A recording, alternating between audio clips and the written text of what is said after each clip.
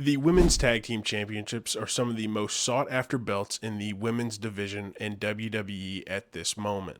It begs the question, why don't we have a second set for the main roster or just a set for the NXT roster?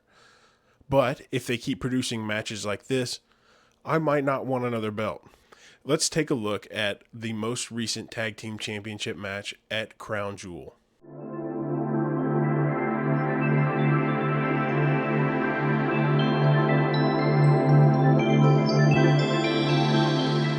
Now, if I'm honest with you, I was a little skeptical about this match when I first saw the announcement. Jade Cargill and Bianca Belair have been able to put on some great matches with each of these teams, but I was afraid of one outshining the other and not everyone being able to get their moment, especially with two NXT stars in Shakira Jackson and Lash Legend on the card. Sometimes it is easy to put the NXT superstars in as punching bags, but they did not do that. They performed fantastically. This match contained the teams of Io Sky and Kairi Sane of Damage Control, Chelsea Green and Piper Niven, the girls of Meta 4 in Lash Legend and Shakira Jackson, and the champions Jade Cargill and Bianca Belair. They each had some amazing spots, and they all did so good in this match. It was so much fun to watch.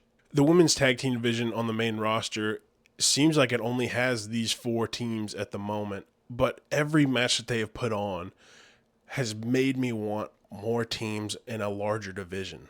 I do get the reasoning for having only the one belt because there aren't very many teams.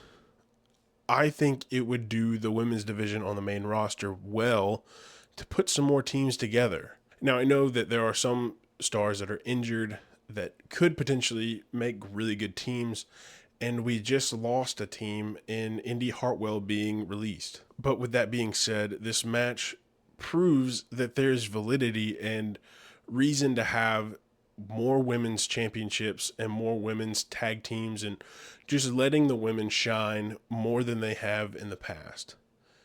Even if you look down to NXT, some of the most exciting things that come out of NXT are the women. And that isn't being translated as well on the main roster. I believe in the coming days, we'll see more and more of that as they'll call up more and just have more involvement with NXT. One thing I did find very funny about this match was Jade Cargill and Bianca Belair had their rhinestone suits on, and it left rhinestones everywhere over the mat. It was very funny to watch.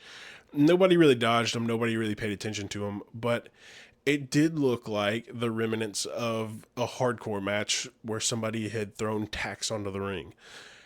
It was very funny, and I am curious as to anybody landed on them and hurt themselves on it, but we will probably never figure that out. Before the Fatal 4-Way was announced, I really just hoped it was going to be Damage Control with Io Sky and Kairi Sane versus Bianca Belair and Jade Cargill, because they have put on some master classes in tag team women's wrestling. But after the match, I was very glad everybody else got involved, and it was very good to see some of the NXT superstars hang in there with these main roster veterans. Lash Legend has a bright and long career ahead of her, and Shakira Jackson, I believe, also will, but we haven't seen her in singles competition as much as we have with Lash Legend. I think given some more time in the ring and maybe a little more character work, because she doesn't talk very often either, she could be up there with the next big thing with Lash Legend. As a team, they definitely are the next big thing in women's tag team wrestling with the WWE. And Chelsea Green and Piper Niven play their characters so well. They're a great addition to any match, honestly anything. I enjoy anytime both of them are on my TV, and Chelsea does such a good job at just being who she needs to be in every single moment. There isn't a moment where you think she dropped her character or she shouldn't have done that. Everything she does has a reason, and everything she does has purpose.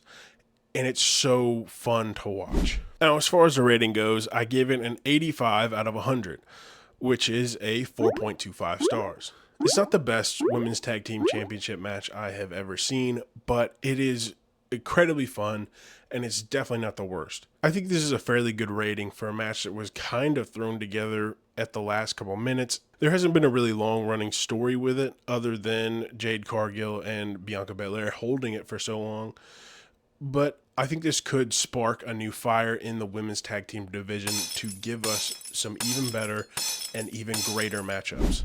My highs for this match were just being able to watch everyone interact with each other and be able to mesh so well. There weren't a lot of missed opportunities or mess ups or just plain just odd interactions. Everything looked great, everything worked well, everything was smooth. It was a beautiful match from start to finish with just so much fun in between the bells. For my lows, I don't really have any. The match was fun from bell to bell. There wasn't really anything to complain about. The only real complaint I have is I think this should have opened over the Bloodline match, just because it would have set just a little bit better tone for the event than the Bloodline match did.